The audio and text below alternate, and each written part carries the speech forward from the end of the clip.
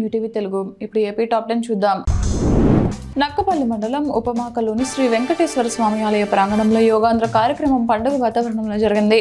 ఈ కార్యక్రమంలో రాష్ట్ర హోంమంత్రి వంగలపూడి అనిత, అనకాపల్లి ఎంపీ సీఎం రమేష్, జిల్లా కలెక్టర్ విజయకృష్ణన్ పాల్గొని యోగాసనాలు వేశారు. పెద్ద సంఖ్యలో ప్రజలు, విద్యార్థులు, అధికారులు యోగా సాధన చేశారు.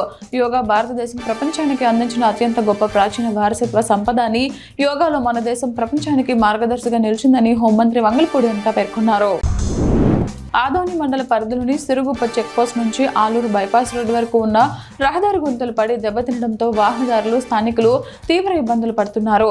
స్థానికులు తెలిపిన వివరాల ప్రకారం ఈ రహదారిపై తరచూ ప్రమాదాలు జరుగుతున్నాయని, ముఖ్యంగా ద్విచక్ర వాహనదారులు ఇబ్బందులు పడుతున్నారని తెలిపారు.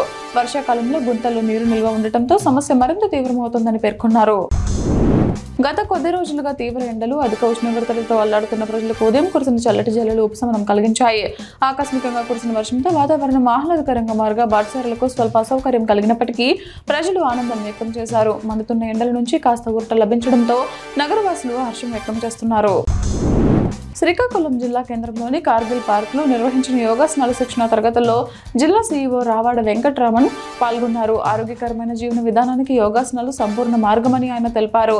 ప్రతి ఒక్కరు యోగాసనాలను తప్పనిసరిగా అనుసరించడం ద్వారా మానసిక ఒత్తిడి తగ్గి సంపూర్ణ ఆరోగ్యం చేకూరుతుందని ఆయన వివరించారు.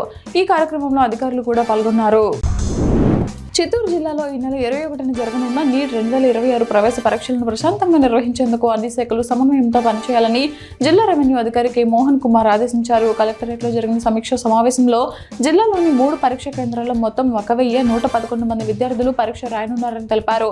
పీవీకేఎన్ డిగ్రీ కళాశాలలో 463 మంది, సావిత్రమ్మ మహిళా డిగ్రీ కళాశాలలో 264 మంది, లిటిల్ ఫ్లవర్ ఇంగ్లీష్ మీడియం స్కూల్లో 384 మంది విద్యార్థులు పరీక్షకు హాజరవుతారు.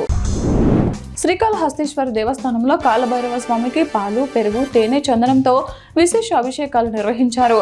అనంతరం స్వామివారిని పుష్పాలతో అలంకరించి హారతి సమర్పించారు.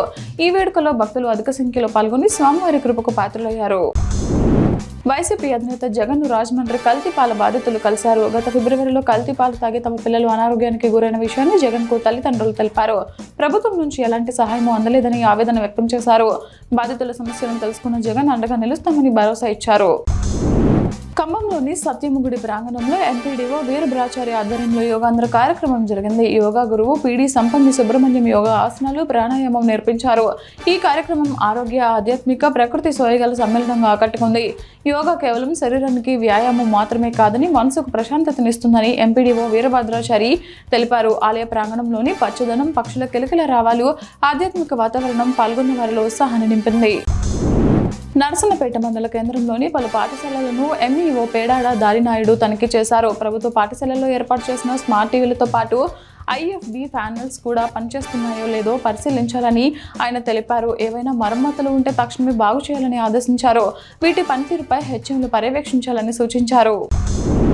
నెల్లిమర్ల నగర పంచాయతీ పరిధిలోని శ్రీ రామకృష్ణ ధ్యాన మందిరం వద్ద యోగాంధ్ర 2026 ఉత్సవాల్లో భాగంగా యోగాసనాలు నిర్వహించారు.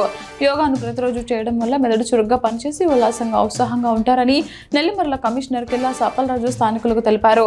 పైడ్రాజు, విజయభాస్కర్ ఆధ్వర్యంలో జరిగిన యోగా కార్యక్రమంలో పిల్లలు, పెద్దలు, సచివాలయ సిబ్బందితో పాటు పలువురు పాల్గొన్నారు.